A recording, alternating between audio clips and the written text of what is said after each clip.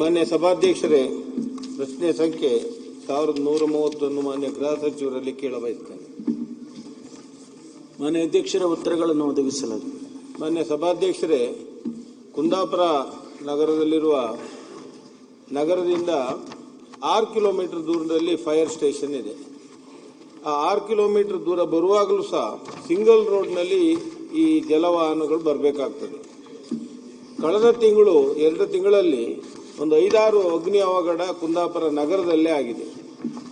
ಈ ಜಲವಾಹನ ಬರುವವರೆಗೆ ಅಗ್ನಿ ಅವಘಡದಿಂದ ಒಂದು ಪುಸ್ತಕದ ಅಂಗಡಿ ಹಾಗೆ ಒಂದು ಮನೆ ಸಂಪೂರ್ಣ ಹಾನಿಯಾಗಿದ್ದನ್ನು ನಾವು ಗಮನಿಸಬಹುದು.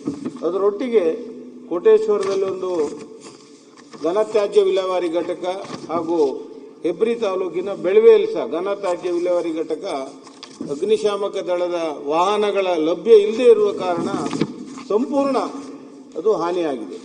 ಆದ್ದರಿಂದ ಮಾನ್ಯ ಗೃಹ ಸಚಿವರ ಹತ್ರ ನಾನು ಕೇಳುವುದು, ಅಗ್ನಿಶಾಮಕ ಠಾಣೆಯನ್ನ ಕುಂದಾಪುರ ನಗರ ಕೇಂದ್ರದಲ್ಲಿ ಏನಾದರೂ ಶಿಫ್ಟ್ ಮಾಡಲಿಕ್ಕೆ ಅವಕಾಶ ಇದ್ದರೆ ಮಾಡಬೇಕು, ಇಲ್ಲ ಆ ರೋಡನ್ನು ಅಗಲ ಮಾಡಬೇಕು. ಬರೀ ಗ್ರಾಮೀಣ ಭಾಗದಿಂದ ನಗರದಿಂದ 6 ಕಿಲೋಮೀಟರ್ ದೂರ ಉಂಟದು.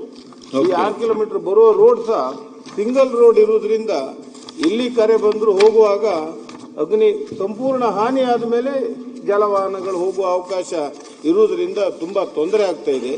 ಅದರೊಟ್ಟಿಗೆ ಅಲ್ಲಿ 11 ಈಗಾಗಲೇ ಸ್ಟಾಫ್ ಕಡಿಮೆ ಇದ್ದಾರೆ, ವಾಹನ ಚಾಲಕರು ಕಡಿಮೆ ಇದ್ದಾರೆ. ಇದೆಲ್ಲ ಕಡಿಮೆ ಇರುವಾಗ ಅವರಿಗೂ ಸಹ ತುರ್ತು ಕರೆಗೆ ಸ್ಪಂದಿಸಲಿಕ್ಕೆ ಅವಕಾಶ ಇರುವುದಿಲ್ಲ. ಮಾನ್ಯ ಗೃಹ ಸಚಿವರು ಇದಕ್ಕೆ ಉತ್ತರವನ್ನು ಕೊಡಬೇಕಾಗಿ ಕೇಳಿಕೊಳ್ತೇನೆ. ಮಾನ್ಯ ಅಧ್ಯಕ್ಷರೇ, ರಸ್ತೆ ಅಗಲೀಕರಣ ನಮ್ಮ ವ್ಯಾಪ್ತಿಗೆ ಬರೋದಿಲ್ಲ. ಇನ್ಫ್ಲೂಯೆನ್ಸ್ ಮಾಡೋಣ, ಏನು ತೊಂದರೆ ಇಲ್ಲ. ಕುಂದಾಪುರದಲ್ಲಿ ಏನು ಮುನ್ಸಿಪಾಲಿಟಿ ಅಲ್ಲ ತಮ್ಮದು? ಕುಂದಾಪುರ ಮುನ್ಸಿಪಾಲಿಟಿಗಿಂತ ಹೊರಗಿದೆ, ಬೇರೆ ರಸ್ತೆ. ಹಾಗಾದ್ರೆ ಜಿಲ್ಲಾ ಪಂಚಾಯತಿಗೋ ಅಥವಾ ತಾಲೂಕ್ ಪಂಚಾಯತಿಗೆ ತಾವು ಹೇಳಬೇಕಾಗ್ತದೆ. ಅದನ್ನ ಹೇಳೋಣ, ನಮ್ಮ ಇಲಾಖೆ ವತಿಯಿಂದನೇ ಅವರಿಗೆ ರಸ್ತೆ ಅಗಲೀಕರಣ ಮಾಡಿಕೊಡಿ ಅಂತ ಹೇಳ್ತಕ್ಕಂಥದ್ದನ್ನು ಮಾಡೋಣ. ಮಾನ್ಯ ಅಧ್ಯಕ್ಷರೇ, ಈ ಅಗ್ನಿಶಾಮಕ ಇಲಾಖೆಯಲ್ಲಿ ಸಮಸ್ಯೆ ಏನಾಗ್ತಾ ಇದೆ ಅಂತ ಹೇಳಿದ್ರೆ, ನಮಗೆ 15 ವರ್ಷದ ಮೇಲ್ಪಟ್ಟಿಗೆ ವೆಹಿಕಲ್ಸ್ ಅನ್ನ ನೀವು ಸ್ಕ್ರಾಪ್ ಮಾಡಬೇಕು ಅಂತೇಳಿ ಕೇಂದ್ರ ಸರ್ಕಾರ ಒಂದು ನೀತಿಯನ್ನು ತಗೊಂಡು ಬಂದಿದೆ. ಇಡೀ ದೇಶದಲ್ಲಿ ಅಗ್ನಿಶಾಮಕ ವೆಹಿಕಲ್ಸ್ಗಳು ಬಹಳ ಉಪಯೋಗ ಆಗ್ತಕ್ಕಂಥದ್ದು ಬಹಳ ಕಡಿಮೆ. ಅದು ಇಷ್ಟು ಕಿಲೋಮೀಟರ್ಸ್ ಕೂಡ ಓಡೋದು ಕೂಡ ವರ್ಷಗಟ್ಟಲೆ ತಗೊಳ್ಳುತ್ತೆ.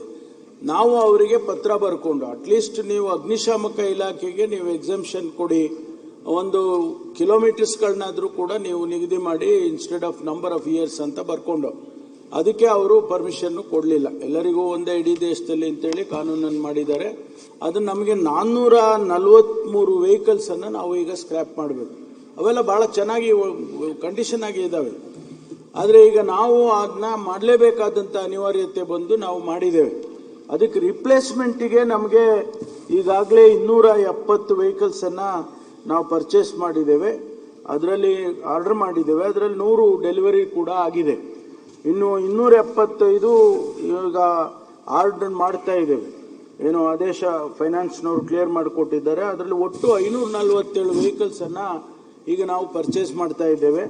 ತಾವೇನು ಹೇಳಿದ್ರಿ ಅಲ್ಲಿ, ಇಲ್ಲ ಅದನ್ನ ಶಿಫ್ಟ್ ಮಾಡಿಕೊಡಿ, ಇಲ್ಲ ಇದ್ರೆ ಆ ರಸ್ತೆ ಅಗಲೀಕರಣ ಮಾಡಿ ಅಂತೇಳಿ 2 ಆಲ್ಟರ್ನೇಟಿವ್ಸ್ ಕೊಟ್ಟಿದ್ದೀರಿ. ಶಿಫ್ಟ್ ಮಾಡೋದಕ್ಕೆ ಸಾಧ್ಯತೆ ಇದ್ರೂ ಕೂಡ ಅದನ್ನ ನಾವು ಖಂಡಿತವಾಗಿ ಮಾಡಿಕೊಡ್ತೀವಿ. ಒಂದು ಪ್ರಶ್ನೆ ಏನು ಅಂದ್ರೆ, ಒಂದೇ ಜಾಗದಲ್ಲಿ 2-3 ಕಡೆ ಫೈರ್ ಆದ್ರೆ ಏನಾಗುತ್ತೆ ಅಂತ ಹೇಳಿ ಒಂದು ಬಹಳ ಇಂಪಾರ್ಟೆಂಟ್ ಕ್ವೆಶ್ಚನ್ ಅನ್ನ ಅವ್ರು ಕೇಳಿದ್ದಾರೆ.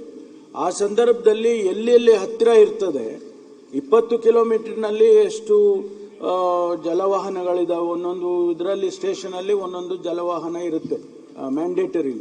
ಅದನ್ನ ನಾವು ತರಿಸ್ಕೊಳ್ಳೋದಕ್ಕೆ ಪ್ರಯತ್ನ ಮಾಡಿ. ಯಾಕೆಂದ್ರೆ ಇದು ಒಂದೇ ಜಾಗದಲ್ಲಿ 2-3 ಆಗೋದು ರೇರ್, ಬಹಳ ಸರಿ ಆಗೋದಿಲ್ಲ. ಅಂತ ಸಂದರ್ಭದಲ್ಲಿ ನಾವು ಅದನ್ನ ರೀಲೊಕೇಟ್ ಮಾಡಿ ಮಾಡಿಕೊಡ್ತೀವಿ ಅಂತಕ್ಕಂಥ ಮಾತನ್ನ ತಮಗೆ ಹೇಳೋದಕ್ಕೆ ಬಯಸ್ತೇನೆ. ಮತ್ತು ಅದು ಶಿಫ್ಟ್ ಮಾಡ್ತಕ್ಕಂಥದ್ದನ್ನ ನಾನು ಖಂಡಿತವಾಗಿ ಮಾಡ್ತೇನೆ. ಮಾನ್ಯ ಸಭಾಧ್ಯಕ್ಷ, ಇದಕ್ಕೆ ಸಂಬಂಧಿಸಿದಂತೆ ಗೃಹ ಸಚಿವರೇ, ಮಾನ್ಯ ಅಲ್ಲಿ ಕುಂದಾಪುರದಲ್ಲಿ ಜಾಗ ಸಹ ಒಂದು 15 ಸೆಂಟ್ಸ್ ಜಾಗ ಹತ್ರ ಒಳ್ಳೆ ಬಾವಿ, ಮೋಟ್ರ್ ಇದ್ದ ಫೆಸಿಲಿಟಿ ಮುನ್ಸಿಪಾಲ್ಟಿ ಇದೆ. ಮುನ್ಸಿಪಾಲ್ಟಿಯವರು ಆ ನೀರನ್ನು ಉಪಯೋಗಿಸ್ತಾ ಇಲ್ಲ. ಈಗ ನೀವು ಅಗ್ನಿಶಾಮಕ ಇದಕ್ಕೆ ಬೇಕಾದರೆ ಅದನ್ನು ಉಪಯೋಗಿಸ್ಬೋದು. ಜಾಗ ಸಹ ಉಂಟು. ನೀವು ಪ್ರಪೋಸಲ್ ಕೇಳಿದರೆ ನಾವು ಸಹ ಅಲ್ಲಿ ರೆಡಿ ಹೇಳ್ತೇವೆ. ಅದನ್ನ ಮಾಡಿಕೊಟ್ರೆ ಕುಂದಾಪುರ ನಗರದಲ್ಲೇ ಇದು ಸ್ಟೇಷನ್ ಆದ್ರೆ ಸ್ವಲ್ಪ ಅನುಕೂಲ ಆಗ್ತದೆ. ಒಂದು ಸಭಾಧ್ಯಕ್ಷ ಒಂದು ನಾನು ಅವರಿಗೆ ಸೂಚನೆಯನ್ನ ಕೊಡ್ತೇನೆ.